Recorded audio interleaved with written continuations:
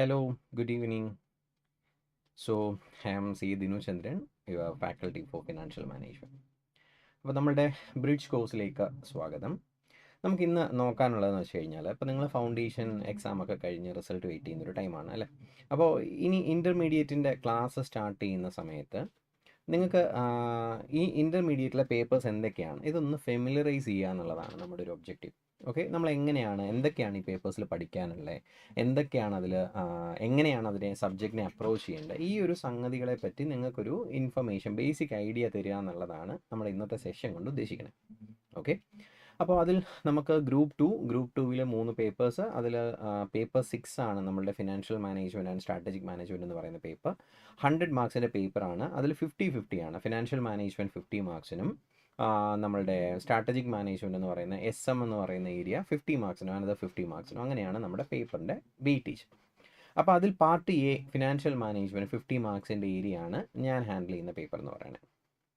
Okay, അപ്പോൾ comparatively group ടൂവിൽ ഒരു എക്സംഷൻ സ്കോർ ചെയ്യാനായിട്ട് പറ്റിയ പേപ്പറാണ് നമ്മളുടെ ഫിനാൻഷ്യൽ മാനേജ്മെൻറ്റ്. അപ്പോൾ വിചാരിക്കും എല്ലാ ഫാക്കൽറ്റീസും ഇത് തന്നെയാണ് പറയുന്നത് അവരവരുടെ പേപ്പറിനെ പറ്റിയെന്ന് അല്ലേ.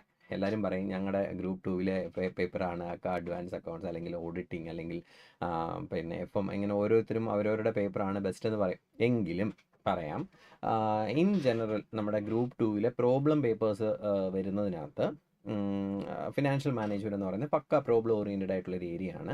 അപ്പോൾ ഈ പ്രോബ്ലം പേപ്പേഴ്സൊക്കെ ഇഷ്ടപ്പെടുന്നവരെ സംബന്ധിച്ച് പറ്റിയൊരു പേപ്പറാണ്, നിങ്ങൾക്കൊരു എക്സംഷൻ ടാർഗറ്റ് ചെയ്യാനായിട്ട് പറ്റിയ പേപ്പറാണ് നമ്മുടെ ഫിനാൻഷ്യൽ മാനേജ്മെൻറ്റ്. അപ്പോൾ എന്താണ് ഫിനാൻഷ്യൽ മാനേജ്മെൻറ്റ്? നിങ്ങൾക്ക് കമ്പാരിറ്റീവ്ലി എൻറ്റയർലി ന്യൂ ആയിട്ടുള്ളൊരു പേപ്പറാണ്. നിങ്ങൾ ഫൗണ്ടേഷൻ ലെവലിൽ എവിടെയും ഇതിൻ്റെ ബേസിക്സ് പോലും പഠിച്ചിട്ടുണ്ടാവില്ല, ഇതിനെപ്പറ്റി ഒരു ഐഡിയയും പ്രത്യേകിച്ച് നിങ്ങൾക്ക് ഉണ്ടാവില്ല. അപ്പോൾ എൻറ്റയർലി ന്യൂ ആയിട്ടുള്ള ഫ്രഷ് ആയിട്ടുള്ളൊരു പേപ്പറാണ് ഫിനാൻഷ്യൽ മാനേജ്മെൻറ്റ്. ഇനി അതല്ല, ഡിഗ്രി കഴിഞ്ഞ് വരുന്ന കുട്ടികളാണെങ്കിൽ മേ ബി കേരള യൂണിവേഴ്സിറ്റിയിലൊക്കെ ഫിനാൻഷ്യൽ മാനേജ്മെൻറ്റ് എന്നൊക്കെ പറഞ്ഞിപ്പോൾ ഒരു പേപ്പർ പഠിക്കാനുണ്ട്. അതർവൈസ് കമ്പാരിറ്റീവ്ലി ന്യൂ സിലബസ് ആണ്, ന്യൂ കോൺസെപ്റ്റ് ആണ്. അപ്പോൾ എന്താണ് ഫിനാൻഷ്യൽ മാനേജ്മെൻറ്റ്? നമ്മളുടെ മറ്റ് പേപ്പറുകളുമായിട്ട് ഇത് എങ്ങനെ ഡിഫറെൻ്റ് ആയിട്ടിരിക്കുന്നു, അക്കൗണ്ട്സും കോസ്റ്റിങ്ങുമായിട്ടൊക്കെ ഇത് എങ്ങനെയാണ് ഡിഫറെൻ്റ് ആയിട്ടിരിക്കുന്നത്, എന്താണ് ഈ പേപ്പറിനകത്തുള്ളത്? അപ്പോൾ ഇതാണ് നമുക്കിവിടെ നോക്കാനുള്ളത്. അപ്പോൾ എന്താണ് ഫിനാൻഷ്യൽ മാനേജ്മെൻറ്റ്? എന്തായിരിക്കും ഫിനാൻഷ്യൽ മാനേജ്മെൻറ്റ്? നമ്മുടെ മനസ്സിൽ പെട്ടെന്ന് വരുന്ന ഒരു ഡെഫിനേഷൻ എന്ന് പറയുന്നത് മാനേജ്മെൻറ്റ് ഓഫ് ഫിനാൻസ് എന്നായിരിക്കും അല്ലേ. അപ്പോൾ അതല്ലാതെ എന്താണ് ഫിനാൻഷ്യൽ മാനേജ്മെൻറ്റ്? അപ്പോൾ നമുക്ക് ഡെഫിനറ്റ്ലി ഫിനാൻഷ്യൽ മാനേജ്മെൻറ്റ് എന്ന് കേൾക്കുമ്പോൾ അതിൽ നിന്നൊരു ഡെഫിനിഷൻ ഉണ്ടാക്കാം, ഇറ്റ്സ് മാനേജ്മെൻറ്റ് ഓഫ് ഫിനാൻസ്, അത് നമുക്കറിയാം. അതല്ലാതെ നമുക്ക് എന്തായിരിക്കും ഫിനാൻഷ്യൽ മാനേജ്മെൻറ്റിനെ പറ്റി പറയാനുണ്ടാവുക? അപ്പോൾ നമ്മൾ അവരുടെ ജോബ് റെസ്പോൺസിബിലിറ്റി ഒന്ന് നോക്കിയാൽ മതി. അതായത് നിങ്ങളിപ്പോൾ അക്കൗണ്ട്സ് പഠിക്കുന്ന ഒരാളെ സംബന്ധിച്ച്, അക്കൗണ്ട്സ് പഠിച്ചാൽ എന്തായിട്ടാണ് നിങ്ങൾ വർക്ക് ചെയ്യുക? ഒരു അക്കൗണ്ടൻ്റ് ആയിട്ട് അല്ലെങ്കിൽ ഒരു അക്കൗണ്ട്സ് മാനേജറായിട്ട് അല്ലേ, അക്കൗണ്ടൻ്റ് അക്കൗണ്ട്സ് മാനേജറായിട്ടോ ഒക്കെ ആയിരിക്കും നിങ്ങൾ വർക്ക് ചെയ്യുന്നുണ്ടാവുക. അപ്പോൾ ആ ഒരു ഐഡിയയിലാണ് ആ പേപ്പർ സെറ്റ് ചെയ്തിട്ടുണ്ടാവുക. ഏതാ? അക്കൗണ്ടൻസി പഠിക്കുന്നത്. അപ്പോൾ എന്തിനാണ്? നിങ്ങൾക്ക് അക്കൗണ്ട്സിനകത്ത് എങ്ങനെ ഒരു അക്കൗണ്ട്സ് ഹാൻഡിൽ ചെയ്യാം, എങ്ങനെ ഒരു അക്കൗണ്ടൻ്റ് ആയിട്ട് വർക്ക് ചെയ്യാം എന്നുള്ളൊരു പെർസ്പെക്റ്റീവിലായിരിക്കും ആ പേപ്പർ സെറ്റ് ചെയ്തിട്ടുണ്ടാവുക. അപ്പോൾ ഇവിടെ വരുമ്പോഴോ, ഫിനാൻഷ്യൽ മാനേജ്മെൻറ്റിൽ വരുമ്പോഴോ, ഫിനാൻഷ്യൽ മാനേജ്മെൻറ്റ് പഠിച്ചാൽ എന്താവാം അല്ലെങ്കിൽ ആരാവാം? ഒരു ഫിനാൻസ് മാനേജർ ആവാം അല്ലേ. അതിൻ്റെ ഏറ്റവും ഹയസ്റ്റ് പോസിബിൾ ലെവൽ എന്ന് പറയുന്ന ഒരു ചീഫ് ഫിനാൻഷ്യൽ ഓഫീസർ, CFO എന്ന് പറയുന്ന ഒരു റെസ്പോൺസിബിലിറ്റി ആയിരിക്കും.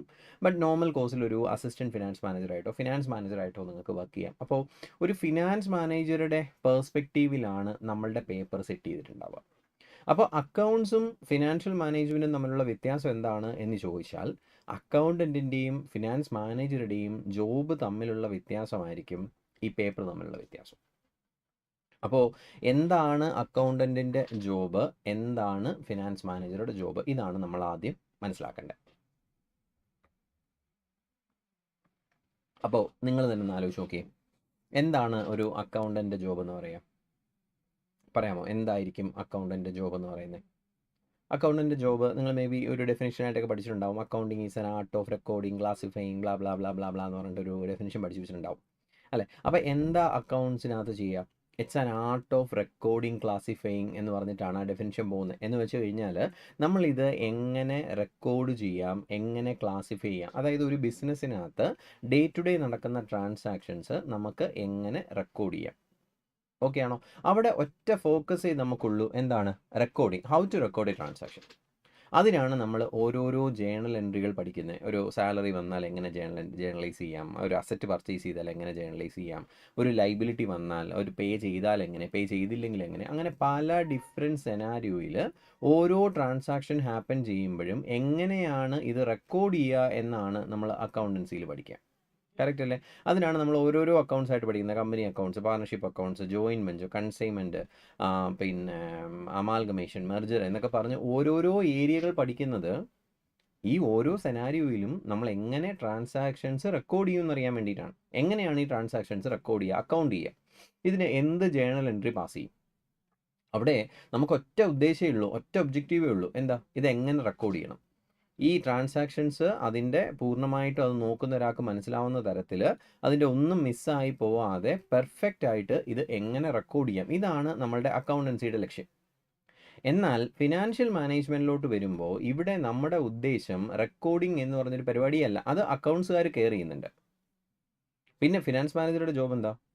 ഒരു അക്കൗണ്ടൻറ്റ് സെറ്റ് ചെയ്ത് വെച്ചേക്കുന്ന അക്കൗണ്ട്സിൽ നിന്ന് ഒരു ഡിസിഷൻ എടുക്കുക എന്നുള്ളതാണ് ഒരു ഫിനാൻസ് മാനേജറുടെ ജോബ്. അപ്പോൾ ഇവർ തമ്മിലുള്ള ജോബിലുള്ള വ്യത്യാസം അത് തന്നെയാണ്. അക്കൗണ്ടൻറ്റ് എങ്ങനെ ഇത് റെക്കോർഡ് ചെയ്യാം എന്ന് ആലോചിക്കുമ്പോൾ ഒരു ഫിനാൻസ് മാനേജർ ചിന്തിക്കുന്ന ഒറ്റ കാര്യമുള്ളൂ, എന്താണ്? ഒരു ഡിസിഷൻ എങ്ങനെ എടുക്കാം. ഒറ്റ വേർഡിൽ ഫിനാൻഷ്യൽ മാനേജ്മെൻറ്റിനെ ഡിഫൈൻ ചെയ്യാൻ പറഞ്ഞാൽ ഞാൻ പറയും അത് ഡിസിഷൻ മേക്കിംഗ് ആണ്. Financial management is equal to decision making. അപ്പോൾ നമുക്ക് ഒറ്റ വേർഡിൽ അങ്ങനെയാണ് നമുക്ക് ഡിഫൈൻ ചെയ്യാൻ പറ്റുക. എന്താണ്? ഫിനാൻഷ്യൽ മാനേജ്മെൻറ്റ് എന്ന് പറയുന്നത് ഡിസിഷൻ മേക്കിംഗ് ആണ് എന്ന് വേണമെങ്കിൽ പറയാം. അതാണ് അതിൻ്റെ ഏറ്റവും സമ്മറൈസ്ഡ് ആയിട്ടുള്ളൊരു ഡെഫിനിഷൻ. ഓക്കെ ആണോ? ഒരു അക്കൗണ്ട്സ് ഡിപ്പാർട്ട്മെൻറ്റ് ഹൈറാർക്കി എങ്ങനെ വരിക? ഒരു അക്കൗണ്ട്സ് ഡിപ്പാർട്ട്മെൻറ്റിൽ ആരൊക്കെ ഉണ്ടാവും? അതിൻ്റെ ഏറ്റവും ജൂനിയർ ലെവലിൽ ഒരു ബില്ലിംഗ് സ്റ്റാഫ് ഉണ്ടാവും. അയാളുടെ പണി എന്താ? ബില്ലടിക്കുക, സെയിൽ ബില്ലടിക്കുക, അവിടെ നടക്കുന്ന ഡെയിലി നടക്കുന്ന സെയിൽസ് റെക്കോർഡ് ചെയ്യുക. അത് കഴിഞ്ഞാൽ കുറച്ച് ജൂനിയർ അക്കൗണ്ടൻസ് ഉണ്ടാവും. അവർ അവിടുത്തെ പർച്ചേസ് എൻട്രീസ് ഒക്കെ ബുക്ക് ചെയ്യും, എക്സ്പെൻസസ് ബുക്ക് ചെയ്യും, പെറ്റി ക്യാഷ് മാനേജ് ചെയ്യും.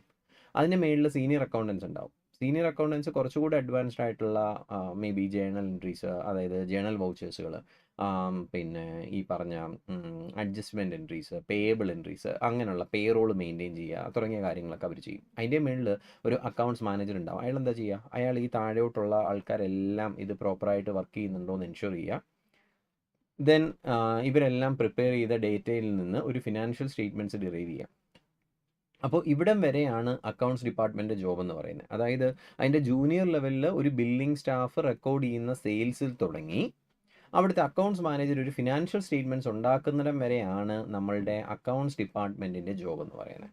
അപ്പോൾ റെക്കോർഡിംഗ് ആണ് ഈ എല്ലാ സ്റ്റേജിലും നടക്കുക. അപ്പോൾ ആ റെക്കോർഡ് ചെയ്ത് അതിൻ്റെ എൻഡ് പ്രോഡക്റ്റ് ആയിട്ട് നമുക്ക് എന്ത് കിട്ടും? ഫിനാൻഷ്യൽ സ്റ്റേറ്റ്മെൻറ്റ്സ് കിട്ടും. ഫിനാൻസ് ഡിപ്പാർട്ട്മെൻറ്റിലോട്ട് വന്നാൽ അവിടെ നമ്മുടെ ജോബ് എന്ന് പറയുന്നത് ഈ ഫിനാൻഷ്യൽ സ്റ്റേറ്റ്മെൻറ്റ്സിലാണ് നമ്മുടെ പരിപാടി സ്റ്റാർട്ട് ചെയ്യും. നമ്മുടെ സ്റ്റാർട്ടിംഗ് സ്റ്റേജാണ് ഫിനാൻഷ്യൽ സ്റ്റേറ്റ്മെൻറ്റ്സ്.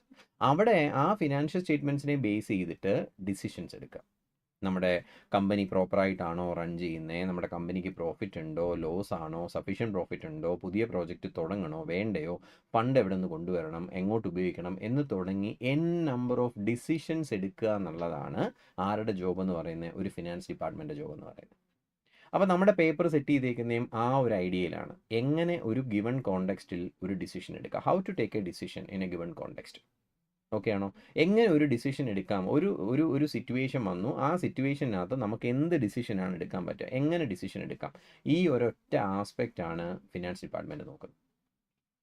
അപ്പോൾ ഇനി നമുക്ക് പഠിക്കാനുള്ളതെന്ന് വെച്ച് കഴിഞ്ഞാൽ എന്തൊക്കെ ഡിസിഷൻസ് ആണ് നമുക്ക് എടുക്കേണ്ടി വരിക. ഒരു ഫിനാൻസ് ഡിപ്പാർട്ട്മെൻറ്റ് അവരുടെ ഡേ ടു ഡേ ഇതിനകത്ത് ഓപ്പറേഷനകത്ത് എന്തൊക്കെ ഡിസിഷൻസ് ആയിരിക്കും എടുക്കേണ്ടി വരിക, ഈ ഒരു ആസ്പെക്റ്റാണ് നമുക്ക് നോക്കാനുള്ളത്. ഓക്കെ ആണോ? അപ്പോൾ എന്തൊക്കെയായിരിക്കാം ഡിസിഷൻ? ആലോചിച്ച് നോക്കിയേ, നിങ്ങൾ തന്നെ ഒരു ഐഡിയ പറഞ്ഞു നോക്കിയേ, എന്തൊക്കെ ഡിസിഷൻസ് ആയിരിക്കും നമുക്ക് എടുക്കേണ്ടി വരിക. അപ്പോൾ നമ്മുടെ ഫിനാൻസ് ഡിപ്പാർട്ട്മെൻറ്റ് എന്താണെന്ന് നമ്മൾ പറഞ്ഞു, എന്താണ്? ഡിസിഷൻ മേക്കിംഗ് ആണ്. അപ്പോൾ എന്തൊക്കെ ഡിസിഷൻസ് ആണ് ഒരു ഫിനാൻസ് ഡിപ്പാർട്ട്മെൻറ്റിൽ എടുക്കേണ്ടി വരിക? ഫസ്റ്റ് സ്റ്റെപ്പ് എന്താണ്? ഒരു ബിസിനസ് തുടങ്ങാൻ പോവുകയാണ്. അവിടുത്തെ ആദ്യത്തെ സ്റ്റെപ്പ് എന്ന് പറഞ്ഞാൽ എന്തായിരിക്കും? ഒരു ബിസിനസ് തുടങ്ങുന്ന സമയത്ത് നമ്മുടെ ആദ്യത്തെ step, first and foremost step എന്തായിരിക്കും? നമ്മുടെ ബിസിനസ് തുടങ്ങുമ്പോഴത്തെ ആദ്യത്തെ സ്റ്റെപ്പ് എന്ന് പറയുക ക്യാപിറ്റലാണ്, അല്ലേ? ക്യാപിറ്റൽ കൊണ്ടുവരിക എന്നുള്ളതാണ്. അവിടെ മുതൽ ഒരു ഫിനാൻസ് മാനേജർ ഹെൽപ്പ് ചെയ്യണം, ഡിസിഷൻ എടുക്കണം. എന്ത് ഡിസിഷൻ എടുക്കണ്ടേ? എങ്ങനെ ക്യാപിറ്റൽ കൊണ്ടുവരും? ആരാണ് ക്യാപിറ്റൽ കൊണ്ടുവരുന്നത്, ഏതൊക്കെ ടൈപ്പ് ക്യാപിറ്റലാണുള്ളത്, അതിൽ ഏത് ക്യാപിറ്റലാണ് നമുക്ക് വേണ്ടത്, ഏത് പ്രൊപ്പോർഷനിലാണ് വേണ്ടത്, ഇത് ആരെടുക്കേണ്ട ഡിസിഷനാണ്? ഒരു ഫിനാൻസ് മാനേജർ എടുക്കേണ്ട ഡിസിഷനാണ്. നമുക്കതിനെ ഫിനാൻസിങ് ഡിസിഷൻ എന്ന് പറയാം. അപ്പോൾ ഫസ്റ്റ് ഡിസിഷൻ്റെ കേസ് വന്നു. എന്താണ് ഫസ്റ്റ് ഡിസിഷൻ എന്ന് പറയുന്നത്? ഒന്നാമത്തെ ഡിസിഷനാണ് ഫിനാൻസിങ് ഡിസിഷൻ. അപ്പോൾ എന്താണ് ഫിനാൻസിങ് ഡിസിഷൻ? എന്താണ് ഫിനാൻസിങ് ഡിസിഷൻ? ഫിനാൻസുമായി ബന്ധപ്പെട്ട, ഫണ്ടിങ്ങുമായി ബന്ധപ്പെട്ട ഡിസിഷനാണ്. അപ്പോൾ എന്താണ് ഫണ്ടിങ്ങുമായി ബന്ധപ്പെട്ട ഡിസിഷൻ? നമ്മുടെ കമ്പനിക്ക് ക്യാപിറ്റൽ ആവശ്യമാണ്. ഈ ക്യാപിറ്റൽ എവിടെ നിന്ന് കൊണ്ടുവരണം, ഏത് സോഴ്സിൽ നിന്ന് നമ്മുടെ ക്യാപിറ്റൽ കൊണ്ടുവരണം. ഓക്കെ ആണോ? അപ്പോൾ ഇതാണ് നമ്മൾക്ക് ആദ്യമായിട്ട് എടുക്കാനുള്ള ഡിസിഷൻ എന്ന് പറയുന്നത്. ഏത് സോഴ്സിൽ നിന്നാണ് നമ്മളുടെ ക്യാപിറ്റൽ കൊണ്ടുവരേണ്ടത്? അപ്പോൾ ചോദ്യം വരുന്നത്, ഏതൊക്കെ സോഴ്സ് ഉണ്ട് എന്നാൽ അറിഞ്ഞാലല്ലേ നമുക്ക് ഏതിൽ നിന്നാണ് ഫണ്ട് കൊണ്ടുവരേണ്ടതെന്ന് പറയാൻ പറ്റുള്ളൂ. അപ്പോൾ ഏതൊക്കെ സോഴ്സ് ഉണ്ട് നമുക്കൊരു ക്യാപിറ്റലായിട്ട്? ആലോചിച്ചേ. ഒരു ബിസിനസ് തുടങ്ങുന്ന സമയത്ത് നമ്മുടെ ബിസിനസ്സിന് ഏതൊക്കെ സോഴ്സിൽ നിന്ന് ക്യാപിറ്റൽ കൊണ്ടുവരാം? ഏതൊക്കെ ക്യാപിറ്റൽ ഉണ്ട്? ക്യാപിറ്റൽ സോഴ്സസ് ഏതൊക്കെയാണോ ക്യാപിറ്റൽ സോഴ്സസ് ആയിട്ട് നമുക്ക് പറയാൻ പറ്റുക? നമുക്ക് ക്യാപിറ്റൽ സോഴ്സസ് ആയിട്ട് പറയാൻ പറ്റുന്നതെന്ന് വെച്ച് കഴിഞ്ഞാൽ, ഒന്ന് ഇക്വിറ്റി ക്യാപിറ്റൽ. കറക്റ്റ് അല്ലേ? 2 പ്രിഫറൻസ് ഷെയർ ക്യാപിറ്റൽ. ഞാൻ ഷോർട്ടായിട്ടാണ് എഴുതുന്നത്. Preference share capital. 3 reserves and surplus. 4 debt capital. Debenture, bond, bank borrowings എല്ലാം കൂടെ ചേർത്ത് നമുക്ക് ഡെറ്റ് ക്യാപിറ്റൽ എന്ന് പറയാം. പ്രധാനമായിട്ട് നമുക്ക് 4 സോഴ്സിലുള്ള ക്യാപിറ്റലാണുള്ളത്. 1 equity, 2 preference, 3 reserves and surplus, 4 debt capital. Okay ആണോ? എന്താ ഇക്വിറ്റി ഷെയർ ക്യാപിറ്റൽ? അവരാണ് കമ്പനിയുടെ ഓണേഴ്സ് എന്ന് പറയുക. ഒരു കമ്പനി സ്റ്റാർട്ട് ചെയ്യുന്ന സമയത്ത് അവരാണ് അൾട്ടിമേറ്റ് ഓണേഴ്സ് എന്ന് പറയുന്നത്. അവരെയാണ് ഇക്വിറ്റി ഷെയർ ക്യാപിറ്റൽ എന്ന് പറയുക. അവർ കൊണ്ടുവരുന്ന ക്യാപിറ്റലിനെയാണ് ഇക്വിറ്റി ഷെയർ ക്യാപിറ്റൽ എന്ന് പറയുക. അവരാണ് ഓണേഴ്സ് എന്ന് പറയുന്നത്, പ്രൊമോട്ടേഴ്സ് എന്ന് പറയുന്നത്. 2 പ്രിഫറൻസ് ഷെയർ ക്യാപിറ്റൽ ഉണ്ട്. എന്താ preference share capital? Preferential right ഉള്ള ഇക്വിറ്റി ഷെയർ ഹോൾഡേഴ്സാണ്. എന്താ ഈ പ്രിഫറൻഷ്യൽ റൈറ്റ് ഉള്ള ഇക്വിറ്റി ഷെയർ ഹോൾഡേഴ്സ്? അവർ ആക്ച്വൽ ഇക്വിറ്റി ആണോ എന്ന് ചോദിച്ചാൽ അല്ല. ഇക്വിറ്റി നേച്ചറാണ്, അവർ ഓണേഴ്സാണ്, പക്ഷേ പ്രിഫറൻഷ്യൽ റൈറ്റ് ഉണ്ട്. എന്തിനുള്ള പ്രിഫറൻഷ്യൽ റൈറ്റ്? ഡിവിഡൻഡ് കിട്ടാനുള്ള പ്രിഫറൻഷ്യൽ റൈറ്റ് ഉണ്ട്. റിഡംഷൻ സമയത്ത് ക്യാപിറ്റൽ കിട്ടാനുള്ള പ്രിഫറൻഷ്യൽ റൈറ്റ് ഉണ്ട്. എന്ത് പ്രിഫറൻസാണ് ഉള്ളത്? അവർക്ക് ഡിവിഡൻഡ് കൊടുക്കണമെന്ന് കമ്പൽസറി ഒന്നുമല്ല, മറിച്ച് പ്രിഫറൻസ് ഷെയർ ഹോൾഡേഴ്സിന് ആദ്യം ഡിവിഡൻഡ് കിട്ടാനുള്ള റൈറ്റ് ഉണ്ട്. അതായത് കമ്പനി ഡിവിഡൻഡ് പേ ചെയ്യുകയാണെങ്കിൽ ആദ്യം ആർക്ക് കൊടുക്കണം? പ്രിഫറൻസ് ഷെയർ ഹോൾഡേഴ്സിന് കൊടുക്കണം. ഇനി ഇക്വിറ്റി ഷെയർ ഹോൾഡേഴ്സിന് കൊടുക്കുകയാണെങ്കിൽ ആദ്യമേ പ്രിഫറൻസ് ഷെയർ ഹോൾഡേഴ്സിന് കൊടുത്തതിന് ശേഷം മാത്രമേ ആർക്ക് കൊടുക്കാൻ പറ്റുള്ളൂ? ഇക്വിറ്റി ഷെയർ ഹോൾഡേഴ്സിന് കൊടുക്കാൻ പറ്റുള്ളൂ. അതാണ് അവരുടെ പ്രിഫറൻഷ്യൽ റൈറ്റ്. ഇനി റിഡംഷൻ സമയത്തോ, കമ്പനി വൈൻഡപ്പ് ചെയ്യുന്ന സമയത്തും ഇക്വിറ്റി ഷെയർ ഹോൾഡേഴ്സിന് പൈസ കൊടുക്കുന്നതിന് മുമ്പ് ആർക്ക് കൊടുക്കണം? പ്രിഫറൻസ് ഷെയർ ഹോൾഡേഴ്സിന് കൊടുക്കണം. അങ്ങനെ 2 പ്രിഫറൻഷ്യൽ റൈറ്റ് ആണ് പ്രിഫറൻസ് ഷെയർ ഹോൾഡേഴ്സിനുള്ളത്. പക്ഷേ അവർക്ക് വോട്ടിംഗ് റൈറ്റ് ഇല്ല. അതുകൊണ്ട് തന്നെ അവരെ അൾട്ടിമേറ്റ് ഓണേഴ്സ് ആയിട്ട് ട്രീറ്റ് ചെയ്യാനായിട്ട് പറ്റില്ല. ഓക്കെ ആണോ? ഇനിയുള്ളത് റിസർവ്സ് ആൻഡ് സർപ്ലസ് ആണ്. എന്താ റിസർവ്സ് ആൻഡ് സർപ്ലസ്? കമ്പനിയുടെ അക്യുമുലേറ്റഡ് പ്രോഫിറ്റ് ആണ്. അത് പുതുതായിട്ട് തുടങ്ങുന്ന ഒരു കമ്പനിക്ക് റിസർവ്സ് ആൻഡ് സർപ്ലസ് ഉണ്ടാവില്ല. എന്നാൽ ഓൾറെഡി എക്സിസ്റ്റ് ചെയ്യുന്ന ഒരു കമ്പനി ആണെങ്കിൽ അവർക്ക് എന്തുണ്ടാവും? റിസർവ്സ് ആൻഡ് സർപ്ലസ് ഉണ്ടാവും. എന്ന് വെച്ചാൽ പഴയ കാലങ്ങളിൽ കമ്പനി ഉണ്ടാക്കിയ പ്രോഫിറ്റ് അവിടെ അക്യുമുലേറ്റ് ചെയ്ത് വെച്ചിട്ടുണ്ട്. നമ്മൾ ഡിവിഡൻഡ് ആയിട്ട് കൊടുത്തിട്ടില്ല. അങ്ങനെ കൊടുക്കാതെ അവിടെ മിച്ചം വെച്ചേക്കുന്ന, അക്യുമുലേറ്റ് ചെയ്ത് വെച്ചേക്കുന്ന പ്രോഫിറ്റിനെ വിളിക്കുന്ന പേരാണ് reserves and surplus. Last debt capital ഉണ്ട്. എന്താ ഡെറ്റ് ക്യാപിറ്റൽ? ഡെറ്റ് ക്യാപിറ്റൽ എന്ന് പറയുന്നത് കടം നേച്ചറിലുള്ളതാണ്. അതായത് ഡിബഞ്ചേഴ്സ് ആവാം, ബോറോയിങ്സ് ആവാം, ബാങ്ക് ലോണുകളാവാം, ബോണ്ടുകളാവാം. ഇത്തരത്തിൽ കടത്തിൻ്റെ നേച്ചറിലുള്ള, കമ്പനി കടമായിട്ട് വാങ്ങുന്ന ഫണ്ട് റീപേയബിൾ ആണ്. അവർ ഓണേഴ്സ് അല്ല, അവർക്ക് വോട്ടിംഗ് റൈറ്റ് ഇല്ല, അവർ ബിസിനസ്സിൻ്റെ പാർട്ടല്ല, മറിച്ച് അവർക്ക് ഫിക്സഡ് ആയിട്ട് ഇൻട്രസ്റ്റ് എമൗണ്ട് നമ്മൾ കൊടുക്കും. ഇത്തരം ക്യാപിറ്റലിനെയാണ് എന്തെന്ന് വിളിക്കുക? ഡെറ്റ് ക്യാപിറ്റൽ എന്ന് പറയുക. അപ്പോൾ ഇങ്ങനെ 4 പ്രധാനപ്പെട്ട ക്യാപിറ്റലാണ് ഒരു കമ്പനിക്കുള്ളത്. അപ്പോൾ അവിടെ ഒരു ഫിനാൻസ് മാനേജർ ഡിസിഷൻ എടുക്കണം. എന്ത് ഡിസിഷനാണ് എടുക്കണ്ടേ? ഈ 4 ക്യാപിറ്റലിൽ ഏത് ക്യാപിറ്റലിൽ നിന്നാണ് ഞാൻ ഫണ്ട് കൊണ്ടുവരേണ്ടത്? കറക്റ്റ് അല്ലേ? ഒരു ഫിനാൻസ് മാനേജർ എടുക്കേണ്ട ഡിസിഷൻ അല്ലേ? ഒരു കമ്പനി തുടങ്ങുന്ന സമയത്ത് ഇതിൽ ഇക്വിറ്റി വേണോ, പ്രിഫറൻസ് വേണോ, റിസർവ് വേണോ, ഡെറ്റ് വേണോ, ഇതിൽ ഏതാണ് നമുക്ക് വേണ്ടത്? അപ്പോൾ ഇതിൽ ഏത് ക്യാപിറ്റലാണ് കൊണ്ടുവരേണ്ടത് എന്ന് ആലോചിക്കുമ്പോൾ അയാൾ മറ്റൊരു കാര്യം ആലോചിക്കണം. എന്താ? എന്ത് ബേസിലാണ് ഇത് തീരുമാനിക്കുക? ഇതിൽ ഏതാണ് വേണം എന്നത് എന്ത് ബേസിസിൽ ചൂസ് ചെയ്യും? ഇതിനൊരു ക്രൈറ്റീരിയ ഉണ്ടാവണ്ടേ, സെലക്ഷൻ ക്രൈറ്റീരിയ ഉണ്ടാവണ്ടേ? ഇതിൽ ഏത് ക്യാപിറ്റൽ വേണമെന്ന് എങ്ങനെ ഡിസൈഡ് ചെയ്യും? അപ്പോൾ എന്തായിരിക്കും അവരുടെ സെലക്ഷൻ ക്രൈറ്റീരിയ? ആലോചിച്ച് നോക്കിയേ, എന്തായിരിക്കും അവരുടെ സെലക്ഷൻ ക്രൈറ്റീരിയ? ഇതിൽ ഈ ക്യാപിറ്റലിനകത്ത് 4 എണ്ണത്തിൽ ഏതാണ് വേണ്ടത് എന്ന് നമ്മൾ എങ്ങനെ ചൂസ് ചെയ്യും? എന്ത് ബേസിസിൽ ചൂസ് ചെയ്യും? ആലോചിച്ച് നോക്കിയേ, പല ക്രൈറ്റീരിയ ഉണ്ടാവും അല്ലേ? നമ്മുടെ കമ്പനിക്ക് ഒരു ക്രൈറ്റീരിയ ഒന്നും ഉണ്ടാവില്ല, പല കാര്യങ്ങൾ അവർ നോക്കും. അതിൽ നോക്കുന്നതിൽ ഒരു പ്രധാനപ്പെട്ട കാര്യം എന്ന് പറയുന്നത് അതിൻ്റെ കോസ്റ്റാണ്. അപ്പോൾ നമ്മൾ പ്രധാനമായിട്ട് കൺസിഡർ ചെയ്യാൻ പോകുന്ന ഒരു ടോപ്പിക് എന്താണ്? ഇതിൻ്റെയൊക്കെ കോസ്റ്റ് എത്രയാണ്, കോസ്റ്റ് ഓഫ് ക്യാപിറ്റൽ എത്രയാണ്. എന്താ കോസ്റ്റ് ഓഫ് ക്യാപിറ്റൽ? അതായത് നമ്മളുടെ ഇക്വിറ്റിയുടെ കോസ്റ്റ് എത്രയാണ്, പ്രിഫറൻസിൻ്റെ കോസ്റ്റ് എത്രയാണ്, റിസർവിൻ്റെ കോസ്റ്റ് എത്രയാണ്, ഡെറ്റിൻ്റെ കോസ്റ്റ് എത്രയാണ്, ഇത് നമ്മൾ നോക്കണം. അപ്പോൾ ഈ കോസ്റ്റ് എന്ന് പറയുന്ന ആരുടെ ഭാഗത്തു നിന്നാണ്? കമ്പനിയുടെ ഭാഗത്തു നിന്ന് ചിന്തിക്കുമ്പോഴാണ് അല്ലേ? കമ്പനി ഇവർക്ക് റിട്ടേൺ ആയിട്ട് എന്താണ് കൊടുക്കേണ്ടത്? ഇപ്പോൾ നമ്മുടെ കമ്പനിക്ക് ക്യാപിറ്റൽ ആവശ്യമുണ്ട്. ഈ പറയുന്ന സോഴ്സിൽ നിന്ന് നമുക്ക് ക്യാപിറ്റൽ എടുക്കാം. പക്ഷേ വെറുതെ കിട്ടത്തില്ല. ഈ കിട്ടുന്ന ക്യാപിറ്റൽ നമ്മൾ എന്ത് ചെയ്യണം? തിരിച്ചങ്ങോട്ട് വല്ലതും കൊടുക്കണം.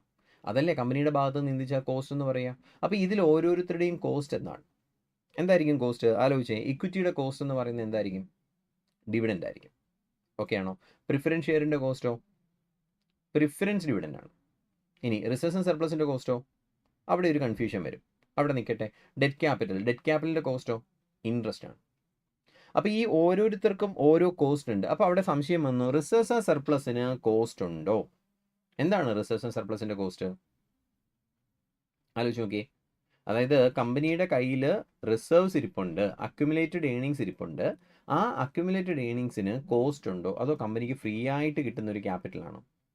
അതായത് കമ്പനി കഴിഞ്ഞ കാലങ്ങളിൽ ഉണ്ടാക്കിയ പ്രോഫിറ്റ് ഷെയർ ഹോൾഡേഴ്സിന് കൊടുക്കാതെ അവിടെ പിടിച്ചു വെച്ചിട്ടുണ്ട്, ഡിവിഡൻഡ് കൊടുത്തിട്ടില്ല. അത് നമ്മൾ അവിടെ ക്യുമുലേറ്റ് ചെയ്ത് വെച്ചിട്ടുണ്ട്. ഈ ക്യുമുലേറ്റ് ചെയ്ത് വെച്ചേക്കുന്ന ഏണിങ്സ് നമ്മുടെ കമ്പനിക്ക് എന്ത് ചെയ്യാം? ഡിവിഡൻഡ് ആയിട്ട് കൊടുക്കാം. പക്ഷെ കൊടുക്കാതെ നമ്മൾ വെച്ചേക്കാണ്. അപ്പോൾ ആ വെച്ചേക്കുന്ന ഫണ്ട് നമുക്ക് വേണമെങ്കിൽ എന്ത് ചെയ്യാം? മറ്റ് പർപ്പസിനായിട്ട് യൂട്ടിലൈസ് ചെയ്യാം. നമ്മുടെ കമ്പനിക്ക് ഫണ്ട് ആവശ്യം വരുമ്പോൾ അതിൽ നിന്ന് എടുത്ത് വേണമെങ്കിൽ ചിലവാക്കാം. അതിൽ കുഴപ്പമൊന്നുമില്ല. അപ്പോൾ നമുക്ക് ക്യാപിറ്റലായിട്ട് ഈ റിസർവ് ഉപയോഗിക്കാം. ചോദ്യം ഇതാണ്, അങ്ങനെ യൂസ് ചെയ്യുന്ന ക്യാപിറ്റലിന് കോസ്റ്റ് ഉണ്ടോ അതോ ഫ്രീ ആണോ? കോസ്റ്റ് ഉണ്ടോ? ഡെഫിനറ്റ്ലി അതിന് കോസ്റ്റ് ഉണ്ട്. എന്ത് കോസ്റ്റാണ് ഉള്ളത്? അത് ഓപ്പർച്യൂണിറ്റി കോസ്റ്റാണ്. എന്താ ഓപ്പർച്യൂണിറ്റി കോസ്റ്റ്? നമ്മൾ വേറെ എവിടെയെങ്കിലും ഇൻവെസ്റ്റ് ചെയ്തിരുന്നെങ്കിൽ കിട്ടേണ്ടിയിരുന്ന എമൗണ്ട് എന്ന് വെച്ചാൽ, ഈ റിസർവ് യഥാർത്ഥത്തിൽ ആർക്ക് കൊടുക്കേണ്ടതാ? ഇക്വിറ്റി ഷെയർ ഹോൾഡേഴ്സിന് കൊടുക്കേണ്ടതാ. കറക്റ്റ് അല്ലേ? നമ്മൾ കൊടുക്കാതെ അവിടെ പിടിച്ചു വെച്ചേക്കാണ്. കൊടുത്തിരുന്നെങ്കിൽ അവരത് വേറെ എവിടെയെങ്കിലും കൊണ്ട് ഇൻവെസ്റ്റ് ചെയ്തേനെ. കാരണം കൊടുത്തിരുന്നെങ്കിൽ ഈ പൈസ ആരുടെ കയ്യിൽ എത്തിയേനെ? ഷെയർ ഹോൾഡേഴ്സിൻ്റെ കയ്യിൽ എത്തിയേനെ. എത്തിയിരുന്നെങ്കിൽ അവർ വേറെ എവിടെയെങ്കിലും ഇൻവെസ്റ്റ് ചെയ്തിരുന്നെങ്കിൽ അവർക്കൊരു ഇൻകം കിട്ടിയേനെ. അപ്പോൾ അത് ഇല്ലാതെ ആക്കിയിട്ടാണ് നമ്മളത് അവിടെ റീറ്റെയിൻ ചെയ്ത് വെച്ചേക്കുന്നത്. അപ്പോൾ അതുകൊണ്ട് തന്നെ അതിനൊരു കോസ്റ്റ് ഉണ്ട്. എന്താണ്? ഓപ്പർച്യൂണിറ്റി കോസ്റ്റ് ആണ്. വേറെ എവിടെയെങ്കിലും ഇൻവെസ്റ്റ് ചെയ്തിരുന്നെങ്കിൽ കിട്ടേണ്ടിയിരുന്ന എമൗണ്ട്. ഓക്കെ ആണോ? അപ്പോൾ ഇതിന് ഓരോ ഐറ്റത്തിനും കോസ്റ്റ് ഉണ്ട്. എന്തൊക്കെയാണ് അതിൻ്റെ കോസ്റ്റ് എന്ന് പറയുന്നത്? ഇവരുടെ കോസ്റ്റ് എന്ന് പറയുന്നത് ഇക്വിറ്റിയുടെ കോസ്റ്റ് ഡിവിഡൻഡ് ആണ്. പ്രിഫറൻസ് ഷെയറിൻ്റെ കോസ്റ്റ് എന്ന് പറയുന്നത് പ്രിഫറൻസ് ഡിവിഡൻഡ് ആണ്. അതും ഡിവിഡൻഡ് തന്നെ. അതിനെ എന്തെന്ന് വിളിക്കുക? പ്രിഫറൻസ് ഡിവിഡൻഡ് എന്ന് പറയും. റിസർവ്സ് ആൻഡ് സർപ്ലസിന് ഒരു കോസ്റ്റ് ഉണ്ട്. അത് ഓപ്പർച്യൂണിറ്റി കോസ്റ്റ് ആണ്. ലാസ്റ്റ് ഡെറ്റ് ക്യാപിറ്റലിന് ഒരു കോസ്റ്റ് ഉണ്ട്. അത് ഇൻട്രസ്റ്റ് കോസ്റ്റ് ആണ്. ഓക്കെ ആണോ? അപ്പോൾ ഈ ഓരോ ക്യാപിറ്റലിനും ഓരോ കോസ്റ്റ് ഉണ്ട്. ഇത് നമ്മൾ ഡീറ്റെയിൽ ആയിട്ട് പഠിക്കുന്ന ചാപ്റ്ററാണ് കോസ്റ്റ് ഓഫ് ക്യാപിറ്റൽ. അപ്പം നമ്മൾ FM-നകത്ത് ആദ്യം പഠിക്കുന്ന ചാപ്റ്ററാണ് എന്ത്? കോസ്റ്റ് ഓഫ് ക്യാപിറ്റൽ എന്ന് പറയുന്ന ചാപ്റ്റർ. എന്താ ചാപ്റ്റർ പഠിക്കുക? ഈ ഓരോ ക്യാപിറ്റലിൻ്റെയും കോസ്റ്റ് എന്താണ്, അതെങ്ങനെയാണ് കാൽക്കുലേറ്റ് ചെയ്യുക, നമുക്കിതിനെയൊക്കെ ഒരു പെർസെൻറ്റേജ് ആക്കി പറയണം. ഇക്വിറ്റിയുടെ കോസ്റ്റ് 15% അല്ലെങ്കിൽ 20% എന്ന് കമ്പ്യൂട്ട് ചെയ്ത് പറയണം. അത് പഠിക്കുന്ന ചാപ്റ്ററാണ് ഇത് കോസ്റ്റ് ഓഫ് ക്യാപിറ്റൽ. നമ്മൾ ആദ്യമായിട്ട് പഠിക്കുന്ന ചാപ്റ്ററാണ് കോസ്റ്റ് ഓഫ് ക്യാപിറ്റൽ എന്ന് പറയുന്ന ചാപ്റ്റർ. ഓക്കെ. ഇനി കോസ്റ്റ് മാത്രമാണോ നമ്മുടെ പ്രശ്നം? ഒരിക്കലും അല്ല. കാരണം കോസ്റ്റ് മാത്രമാണെങ്കിൽ ഈ 4 ഏതെങ്കിലും ഒരെണ്ണത്തിന് കോസ്റ്റ് ഏറ്റവും കുറവായിരിക്കും, രണ്ടാമത്തേന് കുറച്ചുകൂടെ കൂടുതലായിരിക്കും, മൂന്നാമത്തേന് കുറച്ചുകൂടെ കൂടുതലായിരിക്കും, നാലാമത്തേന് ഏറ്റവും കൂടുതലായിരിക്കും. അപ്പോൾ ഇതിൽ ഏതെങ്കിലും ഒരു ഐറ്റത്തിനായിരിക്കും കോസ്റ്റ് കുറവുണ്ടാവുക. അങ്ങനെയാണെങ്കിൽ എല്ലാ കമ്പനിയുടെ ബാലൻസ് ഷീറ്റ് നോക്കിയാലും ആ കോസ്റ്റ് കുറഞ്ഞ ക്യാപിറ്റൽ മാത്രമല്ലേ ഉണ്ടാവാൻ പാടുള്ളൂ. കറക്റ്റ് അല്ലേ? പക്ഷെ അങ്ങനെയല്ല. നമ്മൾ നോക്കിയാൽ അറിയാം, ഓരോ കമ്പനിയുടെ ബാലൻസ് ഷീറ്റ് നോക്കുമ്പോഴും എല്ലാവരുടെയും ബാലൻസ് ഷീറ്റിനകത്ത് ഈ 4 ഐറ്റവും കാണുന്നതാണ്. കുറച്ച് ഇക്വിറ്റി കാണും, കുറച്ച് പ്രിഫറൻസ് കാണും, കുറച്ച് റിസർവ് കാണും, കുറച്ച് ഡെറ്റ് കാണും. അല്ലാതെ ഇതിൽ ഏതെങ്കിലും ഒരു കമ്പനി ഒരു ക്യാപിറ്റൽ മാത്രം, എല്ലാ കമ്പനിയിലും ഇക്വിറ്റി മാത്രം, അല്ലെങ്കിൽ പ്രിഫറൻസ് മാത്രം, അല്ലെങ്കിൽ റിസർവ് മാത്രം, അല്ലെങ്കിൽ ഡെറ്റ് മാത്രം അങ്ങനെ കാണാറുണ്ടോ? ഇല്ല. നമ്മൾ കാണുന്ന ബാലൻസ് ഷീറ്റിലൊക്കെ മിക്കവാറും ഇത് 4 ഐറ്റം ഉള്ളതായിട്ട് കാണാം. കറക്റ്റ് അല്ലേ? അപ്പോൾ അതിൻ്റെ അർത്ഥം നമ്മൾ കോസ്റ്റ് മാത്രം വെച്ചല്ല ഒരു തീരുമാനം എടുക്കണേ. കോസ്റ്റ് ഒരു മേജർ ഫാക്ടറാണ്. പക്ഷെ കോസ്റ്റ് മാത്രമല്ല നമ്മൾ തീരുമാനിക്കുന്നത്, മറ്റ് പല ഫാക്ടേഴ്സ് കൂടെ നമ്മൾ കൺസിഡർ ചെയ്യും. എത്ര പെർസെൻറ്റേജ് ഇക്വിറ്റി വേണം, എത്ര പെർസെൻറ്റ് പ്രിഫറൻസ് വേണം, എത്ര പെർസെൻറ്റേജ് ഡെറ്റ് വേണം എന്നുള്ളതിന് നമുക്ക് മറ്റ് പല ക്രൈറ്റീരിയ കൂടെ ഉണ്ടാവും. ഇതിനെ ക്യാപിറ്റൽ സ്ട്രക്ചർ എന്ന് പറയും. എന്താ ഈ ക്യാപിറ്റൽ സ്ട്രക്ചർ? ക്യാപിറ്റൽ സ്ട്രക്ചർ എന്ന് പറയുന്നത് നമ്മുടെ ക്യാപിറ്റലിനകത്ത്, മൊത്തം ക്യാപിറ്റലിനകത്ത് എത്ര പെർസെൻറ്റേജ് ആണ് ഡെറ്റ്, എത്ര പെർസെൻറ്റേജ് ആണ് ഇക്വിറ്റി, എത്ര പെർസെൻറ്റേജ് ആണ് റിസർവ്, എത്രയാണ് ഡെറ്റ് എന്ന് പറയുന്ന ആ പെർസെൻറ്റേജിനെ വിളിക്കുന്ന പേരാണ് ക്യാപിറ്റൽ സ്ട്രക്ചർ. നമ്മൾ രണ്ടാമത് പഠിക്കുന്ന ചാപ്റ്റർ അതാണ്, ക്യാപിറ്റൽ സ്ട്രക്ചർ തിയറീസ്. എന്താ ക്യാപിറ്റൽ സ്ട്രക്ചർ തിയറീസിൽ പഠിക്കുക? നമ്മുടെ ക്യാപിറ്റലിനകത്ത് ഓരോന്നും എത്ര വീതം വേണം, എത്ര ഇക്വിറ്റി വേണം, മൊത്തം ഇക്വിറ്റി ആയാൽ കുഴപ്പമുണ്ടോ, മൊത്തം ഡെറ്റ് ആയാൽ കുഴപ്പമുണ്ടോ, മൊത്തം ഇക്വിറ്റിയും ഡെറ്റും കൂടെ ഒരു 50-50 ആക്കിയാൽ കൊള്ളാമോ, അങ്ങനെ പല ഓതേഴ്സിൻ്റെ തിയറീസ് പഠിക്കാനുണ്ട്. അപ്പോൾ നമ്മൾ രണ്ടാമത് പഠിക്കുന്ന ഏരിയ ആണ് എന്തെന്ന് പറയുന്നത്, ക്യാപിറ്റൽ സ്ട്രക്ചർ തിയറീസ് എന്ന് പറയുന്നത്. ഇവിടെ എന്താ നമ്മൾ മനസ്സിലാക്കുക, ഈ ഓരോ ക്യാപിറ്റലും എത്ര വീതം വേണം, ഏത് പ്രൊപ്പോർഷനിൽ വേണം, അങ്ങനെ വന്നാൽ എന്താണ് അതിൻ്റെ ബെനിഫിറ്റ്, ലോസ്, ഇതൊക്കെയാണ് നമ്മൾ മനസ്സിലാക്കാൻ വേണ്ടിയിട്ടാണ് ഏത് ഏരിയ പഠിക്കുന്നത്, നമ്മൾ ക്യാപിറ്റൽ സ്ട്രക്ചർ തിയറീസ് പഠിക്കുന്നത്. ഓക്കെ ആണോ? മൂന്നാമത് നമ്മൾ മനസ്സിലാക്കുന്ന ഒരു ഏരിയ ലെവറേജ് ആണ്. ആ ടേം കേട്ടിട്ടുണ്ടോ? ലെവറേജ് എന്ന് പറയുന്ന ടേം. മൂന്നാമത് നമ്മൾ പഠിക്കുന്ന ഒരു ഏരിയ ആണ് ലെവറേജ് അനാലിസിസ്. ഈ ലെവറേജ് എന്ന് പറയുന്ന ടേം എവിടെയെങ്കിലും കേട്ടിട്ടുണ്ടോ? നിങ്ങൾ ഫൗണ്ടേഷൻ കഴിഞ്ഞവരോ, ഇന്റർ കഴിഞ്ഞവരോ, അല്ല നമ്മുടെ ബികോം കഴിഞ്ഞവരോ എവിടെയെങ്കിലും ലെവറേജ് എന്ന് പറയുന്നൊരു ടേം, ഈ ഷെയർ ട്രേഡിംഗ് ഒക്കെ ചെയ്യുന്ന ആൾക്കാരാണെങ്കിൽ അവർ അതുമായി ബന്ധപ്പെട്ട വീഡിയോ ഒക്കെ കേൾക്കാറുണ്ടെങ്കിൽ, നമ്മുടെ യൂട്യൂബിലൊക്കെ ഒരുപാട് വീഡിയോസ് ഉണ്ട് ഈ ഷെയർ ട്രേഡിങ്ങുമായിട്ട് ബന്ധപ്പെട്ടൊക്കെ. അപ്പോൾ അത്തരത്തിലുള്ള വീഡിയോസൊക്കെ കാണുന്ന ആൾക്കാരാണെങ്കിൽ ചിലപ്പോൾ കണ്ടു കാണാനോ കേട്ട് കാണാനോ ചാൻസ് ഉള്ള ഒരു ടേമാണ് ലെവറേജ്. ഞാൻ ചോദിക്കുന്നത് അതിനെപ്പറ്റിയല്ല, മറിച്ച് അതിനു മുമ്പ് നിങ്ങൾ ഫിസിക്സ് പഠിക്കുന്ന സമയത്ത്, വല്ല 8ാം ക്ലാസ്സിലോ 9ാം ക്ലാസ്സിലോ ഒക്കെ ഫിസിക്സ് പഠിക്കുന്ന സമയത്ത് അവിടെ എവിടെയെങ്കിലും ചിലപ്പോൾ ലെവറേജ് എന്ന് പറയുന്നൊരു സംഗതി കേൾക്കാനുള്ളൊരു ചാൻസ് ഉണ്ട്. വല്ല ഓർമ്മയും സ്ട്രൈക്ക് ചെയ്യുന്നുണ്ടോ? ഇവിടെ കഴിഞ്ഞ വർഷം +1 +2 പഠിച്ച കാര്യം ഇവിടെ ഓർമ്മയില്ല, അപ്പോഴാണ് സാർ 8ാം ക്ലാസ്സിലെ ഫിസിക്സിൻ്റെ കഥ ചോദിക്കുന്നതാണ് അല്ലേ. അപ്പോൾ നമ്മൾ അങ്ങനെ ഒരു സാധനം പഠിച്ചിട്ടുണ്ട്. മലയാളം മീഡിയത്തിലൊക്കെ പഠിച്ചിട്ടുള്ള ആൾക്കാരാണെങ്കിൽ ഉത്തോലകം എന്നൊക്കെ പറഞ്ഞിട്ടുണ്ടാവും. എന്താ സംഗതി എന്ന് ചോദിച്ചു കഴിഞ്ഞാൽ, കിണറ്റിൽ നിന്ന് വെള്ളം കോരാനായിട്ട് പുള്ളി യൂസ് ചെയ്യുക, തടി ഉരുട്ടാനായിട്ട് റോളർ യൂസ് ചെയ്യുക, പിന്നെ എന്തെങ്കിലും ഒരു ഒബ്ജക്റ്റ് മൂവ് ചെയ്യാൻ വേണ്ടിയിട്ട് ലിവർ യൂസ് ചെയ്യുക, ഈ പറയുന്ന പരിപാടിയൊക്കെ ലെവറേജ് ആണ്. ഇത് കേട്ടപ്പോൾ ഇപ്പോൾ ഓർമ്മ വന്നിട്ടുണ്ടാവും അല്ലേ. ലെവറേജ് എന്നുള്ള വേർഡ് കേട്ടില്ലെങ്കിൽ കൂടെ ഈ പറയുന്ന കാര്യങ്ങൾ എവിടെയെങ്കിലുമൊക്കെ കേട്ടിട്ടുണ്ടാവും. അപ്പോൾ എന്താ ലെവറേജ്? ലെവറേജ് എന്ന് പറഞ്ഞാൽ സിമ്പിളാണ്. നിങ്ങൾ എന്തോ ഒരു പ്രോപ്പർട്ടി യൂസ് ചെയ്യുന്നു, അത് ഉപയോഗിക്കുന്നത് കൊണ്ട് നിങ്ങൾക്ക് ചില അഡ്വാൻറ്റേജ് അല്ലെങ്കിൽ ബെനിഫിറ്റ് കിട്ടുന്നു. ഈ അഡ്വാൻറ്റേജ് അല്ലെങ്കിൽ ബെനിഫിറ്റിനെയാണ് ലെവറേജ് എന്ന് പറയുക. ഇപ്പോൾ കിണറ്റിൽ നിന്ന് വെള്ളം കോരുമ്പോൾ നമ്മൾ കുനിഞ്ഞു കിടന്ന് വെള്ളം കോരി എടുക്കുന്നതിന് പകരം ഒരു പുള്ളി യൂസ് ചെയ്തിട്ട് വലിക്കുകയാണെങ്കിൽ ഈസി ആയിട്ട് വെള്ളം കോരാൻ പറ്റും. തടി ഉരുട്ടുന്ന സമയത്ത് റോളർ യൂസ് ചെയ്താൽ ഈസി ആയിട്ട് തടി മൂവ് ചെയ്യാൻ പറ്റും. ഒരു ഒബ്ജക്റ്റ് മൂവ് ചെയ്യുമ്പോൾ ലിവർ ഉപയോഗിച്ച് കുത്തി തള്ളുകയാണെങ്കിൽ കുറച്ചുകൂടി ഈസി ആയിട്ട് ആ ഒബ്ജക്റ്റ് മൂവ് ചെയ്യാൻ പറ്റും. ഇതൊക്കെ അഡ്വാൻറ്റേജ് ആണ്. ഏതോ ഒരു പ്രോപ്പർട്ടി യൂസ് ചെയ്തത് കൊണ്ട് നമുക്ക് കിട്ടിയ അഡ്വാൻറ്റേജ് ആണ്. ആ അഡ്വാൻറ്റേജിനെയാണ് ലെവറേജ് എന്ന് പറയുക. അപ്പോൾ ലെവറേജ് എന്ന് പറഞ്ഞാൽ അഡ്വാൻറ്റേജ് ആണ്.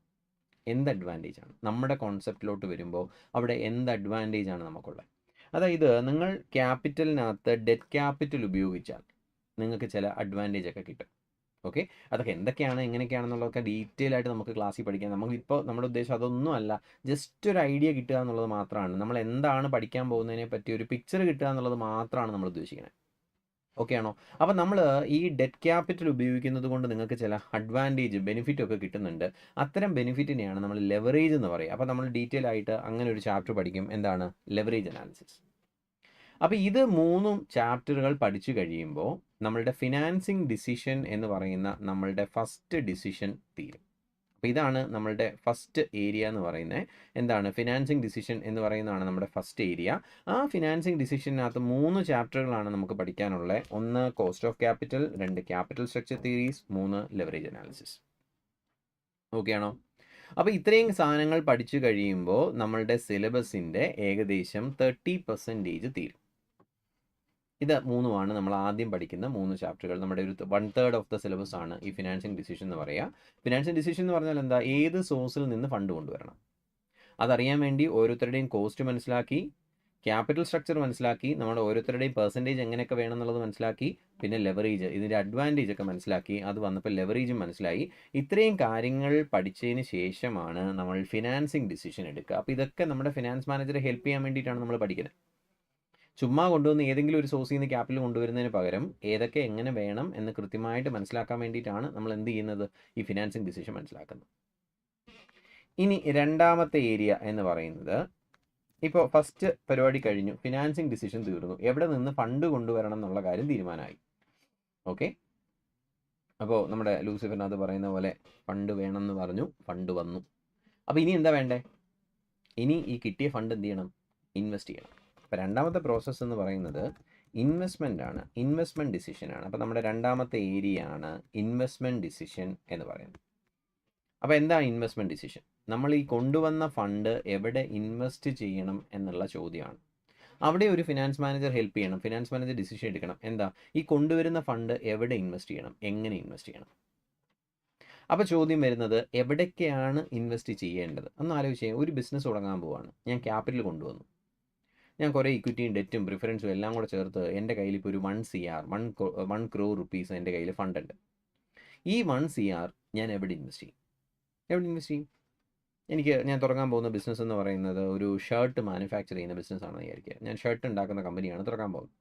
അപ്പോൾ എനിക്ക് ഷർട്ട് ഉണ്ടാക്കണം, എൻ്റെ കയ്യിൽ ഫണ്ടുണ്ട്, 1 കോടി രൂപയുണ്ട്. ഞാൻ എവിടെ തുടങ്ങും? ഞാൻ കുറേ മെഷീനറീസ് കൊണ്ടുവരും അല്ലേ. അതിന് മുമ്പ് ഞാൻ കുറച്ച് സ്ഥലം നോക്കി വെക്കും, ഒരു ലാൻഡ് വാങ്ങിക്കും, ചിലപ്പോൾ സ്വന്തമായിട്ട് വാങ്ങിക്കും, അല്ലെങ്കിൽ ലീസിനെടുക്കും. ഒരു ഫിനാൻസ് മാനേജർ ഡിസിഷൻ എടുക്കേണ്ടതാണ്. എന്ത് ഡിസിഷൻ എടുക്കണ്ടേ? അസറ്റ്, ലാൻഡ് സ്വന്തമായിട്ട് വാങ്ങണോ അതോ ലീസിനെടുത്താൽ മതിയോ? ആരെടുക്കേണ്ട തീരുമാനം? നമ്മുടെ ഫിനാൻസ് മാനേജർ എടുക്കേണ്ട തീരുമാനമാണ്. ഓക്കെ ആണോ? 2, ലാൻഡ് വാങ്ങി, ഇനി ബിൽഡിംഗ് വേണം, ഫാക്ടറി ബിൽഡിംഗ് വേണം. ഫാക്ടറി ബിൽഡിംഗ് നമ്മൾ സ്വന്തമായിട്ട് പണിയണോ അതോ ഓൾറെഡി ഉള്ള ഒരു ഫാക്ടറി ബിൽഡിംഗ് റെൻറ്റിന് എടുത്താൽ മതിയോ? 3, മെഷീനറി വാങ്ങണം, ഏത് മെഷീൻ വാങ്ങണം? 1 ലക്ഷം യൂണിറ്റ് പ്രൊഡ്യൂസ് ചെയ്യാൻ പറ്റുന്ന മെഷീനുണ്ട്, 10 ലക്ഷം യൂണിറ്റ് പ്രൊഡ്യൂസ് ചെയ്യാൻ പറ്റുന്ന മെഷീനുണ്ട്. നമ്മുടെ ആവശ്യത്തിന് സ്യൂട്ട് ആവുന്നത് ഏതാണ്? ആരെടുക്കേണ്ട തീരുമാനം? ഒരു ഫിനാൻസ് മാനേജർ എടുക്കേണ്ട തീരുമാനമാണ്. അങ്ങനെ ഫിക്സഡ് അസറ്റ്സ് വാങ്ങുന്നതുമായി ബന്ധപ്പെട്ട് ഒരുപാട് തീരുമാനങ്ങൾ ഒരു ഫിനാൻസ് മാനേജർ എടുക്കണം. ഓക്കെ ആണോ? അപ്പോൾ ഫസ്റ്റ് വരുന്ന ഇൻവെസ്റ്റ്മെന്റ് എന്ന് പറയുന്നത് എവിടെയാണ്? ഒന്നാമത് വരുന്ന ഇൻവെസ്റ്റ്മെന്റ് എന്ന് പറയുന്നത് ഇൻവെസ്റ്റ്മെന്റ് ഇൻ ഫിക്സഡ് അസറ്റ് ആണ്. Investment in fixed assets. അപ്പോൾ എന്താണ് ഫിക്സ്ഡ് അസറ്റ്സിലുള്ള ഇൻവെസ്റ്റ്മെന്റ്? ലാൻഡ് വാങ്ങുക, ബിൽഡിംഗ് കൺസ്ട്രക്ട് ചെയ്യുക, ഫർണിച്ചേഴ്സ് വാങ്ങുക, മെഷീനറീസ് വാങ്ങുക, പിന്നെ ഇലക്ട്രിക്കൽ ഫിറ്റിംഗ്സ് നടത്തുക, കമ്പ്യൂട്ടർ IT നെറ്റ്വർക്ക് സെറ്റപ്പ് ചെയ്യുക. ഇതെല്ലാം ഫിക്സഡ് അസറ്റ്സുമായി ബന്ധപ്പെട്ട ഇൻവെസ്റ്റ്മെൻറ്റുകളാണ്. അപ്പോൾ നമ്മുടെ ഫണ്ട് ഉപയോഗിച്ച് നമ്മൾ ആദ്യം ചെയ്യുന്നത് മൊത്തം ഇത്തരത്തിലുള്ള ഫിക്സഡ് അസറ്റ്സ് വാങ്ങുക എന്നുള്ള പ്രോസസ്സായിരിക്കും. അപ്പോൾ ഇവിടെയൊക്കെ നമ്മുടെ ഫിനാൻസ് മാനേജർ ഡിസിഷൻ എടുത്തുകൊണ്ടേയിരിക്കണം. ഓരോ മെഷീൻ വാങ്ങുമ്പോഴും, ഓരോ ഫിക്സഡ് അസറ്റ് വാങ്ങുമ്പോഴും അയാൾ ഡിസിഷൻ എടുക്കണം. ഈ സാധനം സ്വന്തമായിട്ട് വാങ്ങണോ, റെൻറ്റിന് എടുക്കണോ? സ്വന്തമായിട്ട് വാങ്ങുകയാണെങ്കിൽ ഏത് മോഡൽ വാങ്ങണം? 1 ലക്ഷം യൂണിറ്റിൻ്റെ വാങ്ങണോ, 10 ലക്ഷം യൂണിറ്റിൻ്റെ വാങ്ങണോ എന്ന് പറഞ്ഞ് നമ്മൾ കണ്ടിന്യൂസ് ആയിട്ട് ഡിസിഷൻസ് എടുത്തുകൊണ്ടേയിരിക്കേണ്ടി വരും. ഇങ്ങനെ ഡിസിഷൻ എടുക്കാൻ ഫിനാൻസ് മാനേജറെ ഹെൽപ്പ് ചെയ്യാൻ വേണ്ടി കുറച്ച് ടെക്നിക്സുകളുണ്ട്. അതിനെ ക്യാപിറ്റൽ ബഡ്ജറ്റിംഗ് ടെക്നിക്സ് എന്ന് പറയും. ഓക്കെ ആണോ? അപ്പോൾ എന്താ ക്യാപിറ്റൽ ബഡ്ജറ്റിംഗ് ടെക്നിക്സ് എന്ന് വെച്ച് കഴിഞ്ഞാൽ, ക്യാപിറ്റൽ ബഡ്ജറ്റിംഗ് ടെക്നിക്സ് എന്ന് പറയുന്നത് നമ്മുടെ ഫിനാൻസ് മാനേജർക്ക് ഫിക്സഡ് അസറ്റിൻ്റെ പർച്ചേസുമായി ബന്ധപ്പെട്ട് ഡിസിഷൻ എടുക്കാനായിട്ട് പുള്ളിയെ ഹെൽപ്പ് ചെയ്യാനായിട്ടുള്ള ഉദ്ദേശിച്ചിട്ടുള്ള കുറേ ടെക്നിക്സുകളെയാണ് നമ്മൾ എന്തെന്ന് വിളിക്കുക? ക്യാപിറ്റൽ ബഡ്ജറ്റിംഗ് ടെക്നിക്സ് എന്ന് പറയും. അപ്പോൾ നമ്മൾ 4ാമത് പഠിക്കുന്ന ചാപ്റ്ററാണത്, ക്യാപിറ്റൽ ബഡ്ജറ്റിംഗ് ടെക്നിക്സ്. എന്താ capital budgeting techniques? Capital budgeting ആണ്. നമ്മുടെ കയ്യിലുള്ള ക്യാപിറ്റൽ നമ്മൾ പല ഫിക്സഡ് അസറ്റ്സ് വാങ്ങാൻ ഉപയോഗിക്കുന്നു. അപ്പോൾ അത് ഫിനാൻസ് മാനേജർ ഡിസിഷൻ എടുക്കണം, കൃത്യമായി അനലൈസ് ചെയ്യണം. ഇപ്പോൾ ഒരു മെഷീൻ, 1 ലക്ഷം യൂണിറ്റിൻ്റെ മെഷീനുണ്ട്, 10 ലക്ഷം യൂണിറ്റ് പ്രൊഡ്യൂസ് ചെയ്യാൻ പറ്റുന്ന മെഷീനുണ്ട്. ഇതിൽ ഏത് വേണം? നമ്മുടെ മാനേജർ പറയാണ് 1 ലക്ഷത്തിൻ്റെ മതി. പക്ഷേ ചുമ്മാ അങ്ങനെ 1 ലക്ഷത്തിന് മതി എന്ന് പറഞ്ഞ് അങ്ങോട്ട് ചെന്ന് കഴിഞ്ഞാൽ അവർ ഓടിക്കും. അവർ പറയും, എന്താണ് നിങ്ങളുടെ ഫാക്ട്സ്, എന്താണ് നിങ്ങളുടെ ഫിഗേഴ്സ്, എന്തുകൊണ്ടാണ് 1 ലക്ഷം രൂപയുടെ 1 ലക്ഷം യൂണിറ്റ് മതി എന്ന് പറയുന്നത്? ഡയറക്ടേഴ്സ് ചോദിക്കും. അപ്പോൾ അവർക്ക് നമ്മളൊരു പ്രോപ്പർ റിപ്പോർട്ടാക്കി കൊടുക്കണം, എന്തുകൊണ്ടാണ് നമ്മുടെ ബിസിനസ്സിന് 1 ലക്ഷം യൂണിറ്റിൻ്റെ മെഷീൻ മതി എന്ന് ഞാൻ പറയുന്നത്. ഇത് കൃത്യമായി അനലൈസ് ചെയ്ത് നമ്മളൊരു റിപ്പോർട്ടാക്കി നമ്മുടെ ഡയറക്ടേഴ്സിന് കൊടുക്കണം. അപ്പോഴാണ് അത് അവർ അക്സെപ്റ്റ് ചെയ്യുക. അതിന് ഈ ഫിനാൻസ് മാനേജറെ ഹെൽപ്പ് ചെയ്യുന്ന ടെക്നിക്സിനെയാണ് നമ്മൾ എന്തെന്ന് വിളിക്കുക? ക്യാപിറ്റൽ ബഡ്ജറ്റിംഗ് ടെക്നിക്സ് എന്ന് പറയാം. ക്ലിയർ ആണോ? ഇനി രണ്ടാമത്തെ പാർട്ട് എന്ന് പറയുമ്പോൾ ഫിക്സഡ് അസറ്റ്സ് ഒക്കെ സെറ്റായി. നമ്മൾ ലാൻഡ് വാങ്ങി, ബിൽഡിംഗ് പണിഞ്ഞു, മെഷീനറീസ് കൊണ്ടുവന്നു, ഫർണിച്ചർ കൊണ്ടുവന്നു, കമ്പ്യൂട്ടേഴ്സും സെറ്റപ്പും നെറ്റ്വർക്കും എല്ലാം സെറ്റ് ചെയ്തു, എല്ലാം കഴിഞ്ഞു. ഇനി പ്രൊഡക്ഷൻ തുടങ്ങിയാൽ മതി. അപ്പോൾ അടുത്ത സ്റ്റെപ്പ് എന്താണ്? കുറേ ഫിക്സഡ് അസറ്റ് ഇരിപ്പുണ്ട്, ഇനി പ്രൊഡക്ഷൻ തുടങ്ങണം. അതിനെന്ത് ചെയ്യണം? ഈ അസറ്റ് മാത്രം വാങ്ങിച്ചു വെച്ചാൽ മതിയോ? പോരാ. നമ്മൾ എന്ത് ചെയ്യണം? റോ മെറ്റീരിയൽ വാങ്ങണം. റോ മെറ്റീരിയൽ വാങ്ങുമ്പോൾ 1 മാസത്തേക്കോ 1 ആഴ്ചത്തേക്കോ ഉള്ള റോ മെറ്റീരിയൽ വാങ്ങിച്ചാൽ മതിയോ? പോരാ, അടുത്ത 3-4 മാസത്തേക്കുള്ള റോ മെറ്റീരിയൽ വാങ്ങിക്കണം. ഇതിനുള്ള പൈസ എവിടുന്ന് വരും? ഇതിനുള്ള പൈസ ആദ്യമേ ഓണർ കൊണ്ടുവരണം. യഥാർത്ഥത്തിൽ അതിൻ്റെ പൈസ ബിസിനസ് ചെയ്യുന്ന ഇൻകത്തിൽ നിന്നാണ് കിട്ടേണ്ടത്. കറക്റ്റ് അല്ലേ? കാരണം ഇപ്പോൾ നമ്മൾ റോ മെറ്റീരിയൽ വാങ്ങാനുള്ള പൈസ അത് ബിസിനസ് ഓണർ കൊണ്ടുവന്നിട്ടല്ല ആക്ച്വലി റോ മെറ്റീരിയൽ വാങ്ങണ്ടേ, മറിച്ച് നമ്മുടെ സെയിൽസിനകത്തുനിന്ന് കിട്ടുന്ന പൈസ ഉപയോഗിച്ചാണ് വാങ്ങേണ്ടത്. പക്ഷേ പ്രാക്ടിക്കലി ഇത് നടക്കത്തില്ല. കാരണം എന്താ, ഇത് പ്രൊഡ്യൂസ് ചെയ്ത് കഴിഞ്ഞ് കുറേ നാൾ കഴിഞ്ഞതിന് ശേഷം മാത്രമേ നമ്മൾ സെല്ല് ചെയ്തതിൻ്റെ പൈസ നമുക്ക് കിട്ടത്തുള്ളൂ. അപ്പോൾ അതുവരെ ഈ പൈസ അഡ്വാൻസ് ആയിട്ട് കൊടുക്കണം. ആര് കൊടുക്കണം? ഓണർ കൊടുക്കണം. ആദ്യമേ ഓണർ എന്ത് ചെയ്യും? കുറേ പൈസ കൊണ്ടുവന്ന് ബിസിനസ്സിൽ വെക്കും. എന്നിട്ട് പറയും, നിങ്ങളുടെ ബിസിനസ്സിൽ നിന്ന് കിട്ടുന്ന പൈസയൊക്കെ എടുത്തോ, പക്ഷെ അതൊക്കെ വരാൻ സമയമെടുക്കും. അത് കിട്ടുന്നിടം വരെ ഞാൻ കൊണ്ടുവന്ന ഫണ്ടിൽ നിന്ന് നിങ്ങൾ എന്ത് ചെയ്യുക? സാധനം വാങ്ങുക. അപ്പോൾ അവിടുത്തെ ഫിനാൻസ് മാനേജർ നമ്മുടെ ഓണേഴ്സ് കൊണ്ടുവന്ന ക്യാപിറ്റലിൽ നിന്ന് കുറേ പൈസ എടുത്ത് റോ മെറ്റീരിയൽ വാങ്ങും. റോ മെറ്റീരിയൽ മാത്രം മതിയോ? കുറേ എംപ്ലോയീസിനെ ഹയർ ചെയ്യണം. അവർക്കൊക്കെ സാലറി കൊടുക്കണം. അവർക്ക് അടുത്ത 2-3 മാസത്തേക്ക് കൊടുക്കാനുള്ള സാലറിയൊക്കെ നമ്മൾ അഡ്വാൻസ് അവിടെ കൊണ്ടുവന്ന് വെക്കും. കാരണം നമ്മുടെ ബിസിനസ്സിൽ നിന്ന് പൈസ കിട്ടിയിട്ടാണ് സാലറി കൊടുക്കണ്ടേ. പക്ഷേ ബിസിനസ്സിൽ നിന്ന് പൈസ കിട്ടാൻ കുറേ സമയം എടുക്കും. നമ്മൾ ഇന്ന് ബിസിനസ് തുടങ്ങിയാൽ ഇന്ന് തന്നെ ബിസിനസ്സിൽ നിന്ന് പൈസയൊന്നും കിട്ടില്ല. പിന്നെയോ, നമ്മൾ പ്രൊഡക്ഷൻ നടത്തി, അത് സെല്ലായി, അത് കസ്റ്റമറുടെ കയ്യിൽ പോയി, അത് ക്രെഡിറ്റ് സെയിലായി, അതിൽ നിന്ന് പൈസ കിട്ടി തിരിച്ച് ഈ പൈസ ഫാക്ടറിയിലൊക്കെ വരാൻ ഒരുപാട് സമയം എടുക്കും. ആ സമയം മുഴുവൻ നമ്മളുടെ എക്സ്പെൻസ് മീറ്റ് ചെയ്യാനുള്ള ഫണ്ട് നമ്മുടെ കയ്യിൽ ഉണ്ടാവണം. എന്താ ഈ ഫണ്ടിനെ വിളിക്കുക? ഈ ഫണ്ടിനെയാണ് നമ്മൾ ഇൻവെസ്റ്റ്മെൻറ്റ് ഇൻ വർക്കിംഗ് ക്യാപിറ്റൽ എന്ന് പറയും. ഓക്കെ ആണോ? അപ്പോൾ ഇവിടെ ഫിനാൻസ് മാനേജർ ഡിസിഷൻ എടുക്കണം. എന്ത് ഡിസിഷൻ എടുക്കണ്ടേ? നമ്മുടെ കമ്പനിയുടെ എത്ര രൂപ വർക്കിംഗ് ക്യാപിറ്റൽ വേണം? നമുക്ക് കമ്പനിക്ക് എത്ര രൂപയുടെ വർക്കിംഗ് ക്യാപിറ്റലാണ് ആവശ്യം? ഒരുപാട് വർക്കിംഗ് ക്യാപിറ്റൽ വേണോ? കുറച്ച് വർക്കിംഗ് ക്യാപിറ്റൽ മതിയോ? ഇപ്പോൾ ഉള്ള വർക്കിംഗ് ക്യാപിറ്റൽ സഫീഷ്യൻ്റ് ആണോ? ഇതൊക്കെ ഒരു ഫിനാൻസ് മാനേജർ ഡിസിഷൻ എടുക്കേണ്ട കാര്യങ്ങളാണ്. ഇതിനെ നമുക്ക് വർക്കിംഗ് ക്യാപിറ്റൽ മാനേജ്മെൻറ്റ് എന്ന് പറയാം. അപ്പോൾ നമ്മൾ അടുത്ത പഠിക്കാൻ പോകുന്ന ചാപ്റ്ററാണ് എന്ത്? Working capital management. എന്താ വർക്കിംഗ് ക്യാപിറ്റൽ മാനേജ്മെൻറ്റ്? നമ്മുടെ കമ്പനിയുടെ വർക്കിംഗ് ക്യാപിറ്റൽ എത്രയാണ്? ഇതെങ്ങനെയാണ് കാൽക്കുലേറ്റ് ചെയ്തത്? ഇപ്പോൾ ഉള്ള വർക്കിംഗ് ക്യാപിറ്റൽ സഫീഷ്യൻ്റ് ആണോ? അത് കൂടുതലാണോ? കുറവാണോ? കുറവാണെങ്കിൽ വർക്കിംഗ് ക്യാപിറ്റൽ ഇനിയും കൊണ്ടുവരണോ? അങ്ങനെയൊക്കെ പറഞ്ഞ് കുറേ ഡിസിഷൻസ് ആരെടുക്കണം? ഒരു ഫിനാൻസ് മാനേജർ എടുക്കണം. അത്തരം ഡിസിഷനെ വിളിക്കുന്ന, അതിനായിട്ട് പുള്ളി ഹെൽപ്പ് ചെയ്യാൻ വേണ്ടിയിട്ടാണ് നമ്മൾ ഏത് ചാപ്റ്റർ പഠിക്കുന്നത്? വർക്കിംഗ് ക്യാപിറ്റൽ മാനേജ്മെൻറ്റ് എന്ന് പറയുന്ന ചാപ്റ്റർ പഠിക്കുന്നത്. ഈ 2 ഏരിയ കഴിഞ്ഞാൽ നമ്മളുടെ ഇൻവെസ്റ്റ്മെൻറ്റ് സൈഡ് കംപ്ലീറ്റ് ആവും. അപ്പോൾ നമ്മൾ എവിടെ തുടങ്ങി? ഫിനാൻസിങ്ങിലാണ് തുടങ്ങിയത്. എവിടെ നിന്ന് ഫണ്ട് കൊണ്ടുവരണമെന്ന് നമ്മൾ പഠിച്ചു. അത് കഴിഞ്ഞാൽ ഈ കൊണ്ടുവന്ന ഫണ്ട് എവിടെ ഇൻവെസ്റ്റ് ചെയ്യണമെന്ന് പഠിച്ചു. ഇൻവെസ്റ്റ് ചെയ്യാൻ വേണ്ടിയിട്ട് 2 ഏരിയ ആണുള്ളത്. ഒന്ന് ഫിക്സഡ് അസറ്റ്സിലുള്ള ഇൻവെസ്റ്റ്മെൻറ്റ്, 2 വർക്കിംഗ് ക്യാപിറ്റലുള്ള ഇൻവെസ്റ്റ്മെൻറ്റ്. ഇതുമായിട്ട് ബന്ധപ്പെട്ട് നമ്മൾ ക്യാപിറ്റൽ ബഡ്ജറ്റിംഗ് പഠിച്ചു. പിന്നെ വർക്കിംഗ് ക്യാപിറ്റലുമായിട്ട് ബന്ധപ്പെട്ട് വർക്കിംഗ് ക്യാപിറ്റൽ മാനേജ്മെൻറ്റ് പഠിച്ചു. അപ്പോൾ ഇൻവെസ്റ്റ്മെൻറ്റ് ഏരിയ കഴിഞ്ഞു. ഇത്രയാവുമ്പോഴത്തേക്ക് നമ്മുടെ സിലബസിൻ്റെ 90% ഏരിയ തീരും. ഇനി മൂന്നാമത് ഒരൊറ്റ ഡിസിഷൻ കൂടെ ബാക്കിയുള്ളൂ. അത് ഡിവിഡൻഡ് ഡിസിഷനാണ്. അപ്പോൾ എന്താ ഡിവിഡൻഡ് ഡിസിഷൻ? നമ്മൾ ഫണ്ട് കൊണ്ടുവന്നു, അത് ഇൻവെസ്റ്റും ചെയ്തു. ഇൻവെസ്റ്റ് ചെയ്ത ഫണ്ട് നമ്മൾ ഇനി എന്ത് ചെയ്തു? ആ ഇൻവെസ്റ്റ്മെൻ്റ് ഒക്കെ കഴിഞ്ഞതിന് ശേഷം നമുക്ക് ആവശ്യത്തിനുള്ള പ്രോഫിറ്റൊക്കെ കിട്ടി. ആ പ്രോഫിറ്റ് കിട്ടിയതിന് ശേഷം ഈ കിട്ടുന്ന പ്രോഫിറ്റ് നമ്മൾ ഡിവിഡൻഡായിട്ട് ഡിസ്ട്രിബ്യൂട്ട് ചെയ്യണം. അപ്പോൾ മൂന്നാമത്തെ ടാസ്ക് എന്ന് പറയുന്നത് അതാണ്. എന്താ? ഈ കൊണ്ടുവന്ന ഫണ്ടിൽ നിന്ന് കിട്ടിയ പ്രോഫിറ്റ് ഡിവിഡൻഡായിട്ട് കൊടുക്കണം. അവിടെ എന്ത് ഡിസിഷൻ എടുക്കാമുള്ളത്? അതും ഒരു വലിയ കോംപ്ലക്സ് ആയ ടാസ്ക്കാണ്. അതായത് ഒരു ഫിനാൻസ് മാനേജർ ഡിസിഷൻ എടുക്കണം. നമ്മുടെ കമ്പനി ഡിവിഡൻഡ് കൊടുക്കണോ വേണ്ടയോ?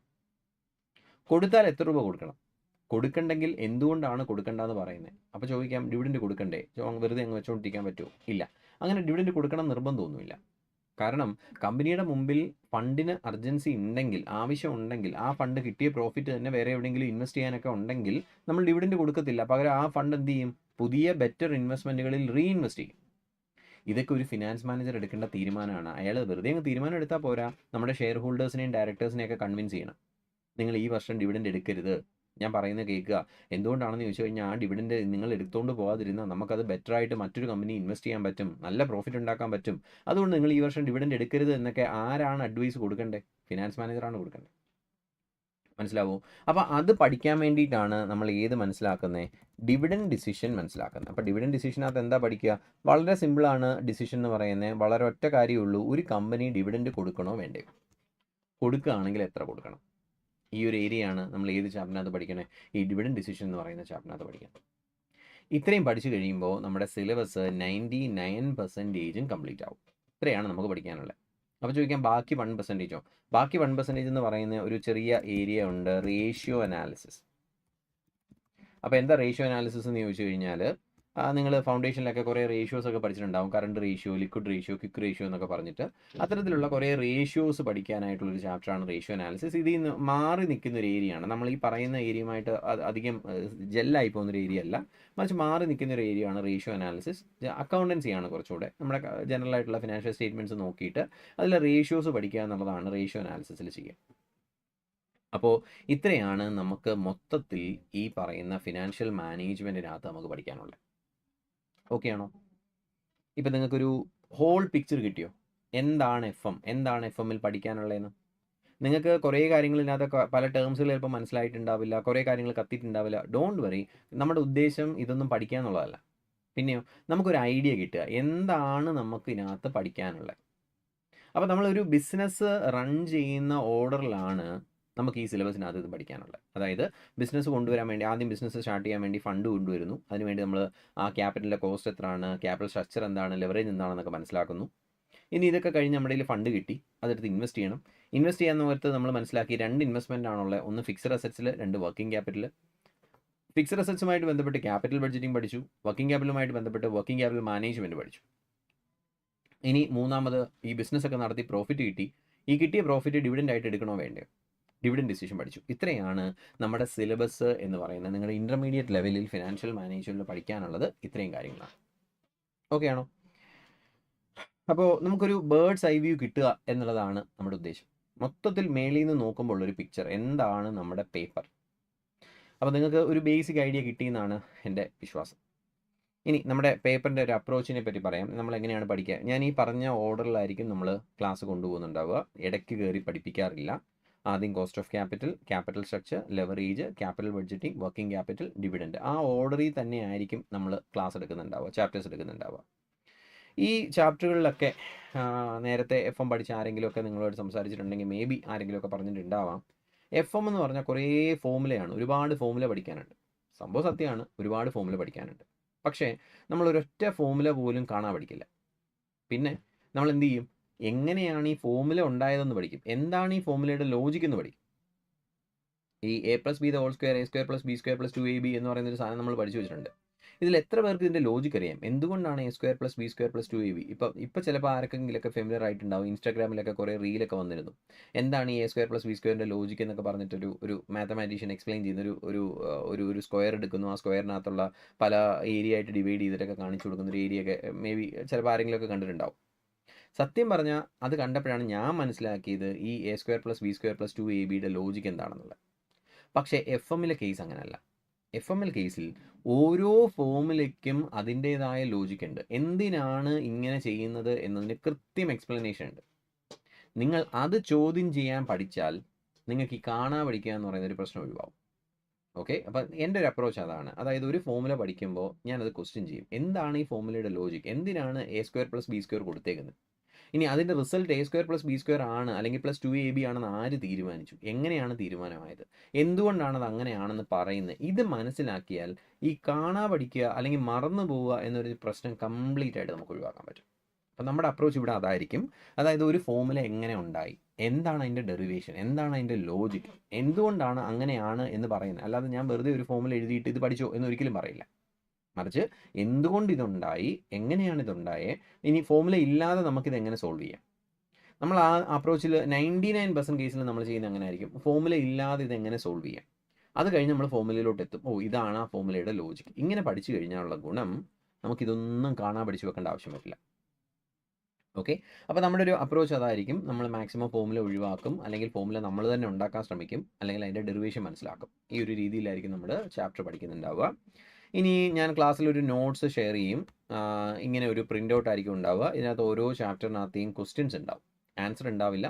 ഇങ്ങനെ ഓരോ ചാപ്റ്ററിലെയും ക്വസ്റ്റ്യൻസ് ഉണ്ടാവും. നമ്മൾ ആ ഓരോ ക്വസ്റ്റ്യനും എടുത്ത് വെച്ച് നമ്മൾ സോൾവ് ചെയ്യും. ഈ ക്വസ്റ്റ്യൻസ് എന്ന് പറയുന്നത് ഈ ഓരോ ചാപ്റ്ററിൽ ഇപ്പോൾ ഒരു ചാപ്റ്ററിൽ ആവറേജ് ഒരു 10-25 ക്വസ്റ്റ്യൻസ് ഒക്കെ ഓരോ ചാപ്റ്ററിൽ നിന്നും ഉണ്ടാവും. ഇതെല്ലാം ഞാൻ പ്രിപ്പയർ ചെയ്ത നോട്ട്സ് ആണ്. അത് അതിൻ്റെ ക്വസ്റ്റ്യൻ പേപ്പർ മാത്രമാണ് അവിടെ ഉണ്ടാവുക. അതെല്ലാം നമ്മൾ ക്ലാസ്സിലിരുന്ന് ഓരോരോ ക്വസ്റ്റ്യനായിട്ട് 1 by 1 സോൾവ് ചെയ്യും. ഈ തന്നേക്കുന്ന ക്വസ്റ്റ്യൻസ് മൊത്തവും പ്രീവിയസ് ക്വസ്റ്റ്യൻ ആണ്. ഇതുവരെ ചോദിച്ചിട്ടുള്ള പല സമയത്തെ ക്വസ്റ്റ്യൻസ്, നല്ല ടഫായിട്ട് തോന്നിയ ക്വസ്റ്റ്യൻസ് സെലക്ട് ചെയ്ത് പിക്ക് ചെയ്ത് സോർട്ട് ചെയ്തെടുത്തേക്കുന്നതാണ്. കംപ്ലീറ്റ് പ്രീവിയസ് ക്വസ്റ്റ്യൻസ് ആയിരിക്കും. പ്ലസ് നമ്മൾ സ്റ്റഡി മെറ്റീരിയലിലെ ഇല്ലസ്ട്രേഷൻസും പ്രാക്ടിക്കൽ ക്വസ്റ്റ്യൻസും ചെയ്യും. പ്ലസ് നിങ്ങൾക്കൊരു വർക്ക് ബുക്ക് ട്രിപ്പിൾ ഐന്ന് തരും. ആ വർക്ക് ബുക്കിൽ ക്വസ്റ്റ്യൻസ് സോൾവ് ചെയ്യും. ആ വർക്ക് ബുക്കിനകത്തും പ്രീവിയസ് ക്വസ്റ്റ്യൻ ഉണ്ടാവും, RTP MDP ക്വസ്റ്റ്യൻസ് ഉണ്ടാവും. അപ്പോൾ ഇത്രയും കാര്യങ്ങളാണ് നമ്മൾ സോൾവ് ചെയ്യാനായിട്ട് ശ്രമിക്കുക. അപ്പോൾ ഇത്രയും കഴിയുമ്പോഴത്തേക്ക് തന്നെ ഓൾമോസ്റ്റ് നമുക്ക് ആ പേപ്പറിനകത്തെ ഇതുവരെ വന്നിട്ടുള്ള ഏതെങ്കിലുമൊക്കെ ടൈപ്പ് ക്വസ്റ്റ്യൻസിനകത്തുള്ളത് മൊത്തം നമ്മൾ റിക്കവർ ചെയ്യും. അതിലൊരു എക്സ്പ്ലനേഷൻ വേണം, നിങ്ങൾക്ക് ടഫ് ആയിരിക്കും എന്ന് ഫീൽ ചെയ്യുന്ന മൊത്തം ക്വസ്റ്റ്യൻസ് നമ്മൾ ക്ലാസ്സിൽ തന്നെ സോൾവ് ചെയ്യും. ഓക്കെ, അപ്പോൾ ഇതായിരിക്കും നമ്മുടെ ഒരു അപ്രോച്ച് എന്ന് പറയുക. അപ്പോൾ നമ്മുടെ ക്ലാസ്സിനകത്ത് നമ്മുടെ നോട്ട്സിൽ ക്വസ്റ്റ്യൻസ് ആയിരിക്കും പ്രൈമറിലി ചെയ്യുന്നുണ്ടാവുക, പ്ലസ് സ്റ്റഡി മെറ്റീരിയലെയും പ്ലസ് നിങ്ങളുടെ വർക്ക് ബുക്കിലെയും കുറച്ച് ക്വസ്റ്റ്യൻസും കൂടായിരിക്കും നമ്മൾ സോൾവ് ചെയ്യാൻ ശ്രമിക്കുന്നുണ്ടാവുക. ഓക്കെ, അപ്പോൾ ഇതായിരിക്കും നമ്മുടെ ഒരു അപ്രോച്ച് എന്ന് പറയുന്നത്. പിന്നെ പ്രോബ്ലം പേപ്പറാണ്, നമുക്ക് മാക്സിമം സ്കോർ ചെയ്യാൻ പറ്റുന്നൊരു പേപ്പറാണ്, എക്സംഷൻ ടാർഗറ്റ് ചെയ്യാൻ പറ്റുന്ന പേപ്പറാണ്. മിക്കവാറും കേസുകളിൽ കുട്ടികൾക്കൊരു 70, 65, 70, 75 റേഞ്ചുകളിലൊക്കെ മാർക്ക് കിട്ടാറുള്ള പേപ്പറാണ്. ഓഫ് കോഴ്സ് ഇതിൻ്റെ കൂടെ SM ഉണ്ട്, SM പഠിക്കണം. FM മാത്രം പഠിച്ചിട്ട് കാര്യമില്ല. അപ്പോൾ അതുകൊണ്ട് പഠിച്ചാലാണ് നമുക്ക് ആ ഒരു എക്സംഷനൊക്കെ കിട്ടുക. ഓക്കെ, അപ്പോൾ ഇതൊക്കെയാണ് നമ്മുടെ ഒരു ഐഡിയ ഇൻ ജനറൽ, നമ്മുടെ ഒരു പേപ്പറിനെ പറ്റിയുള്ള ഒരു ഐഡിയ എന്ന് പറയണേ.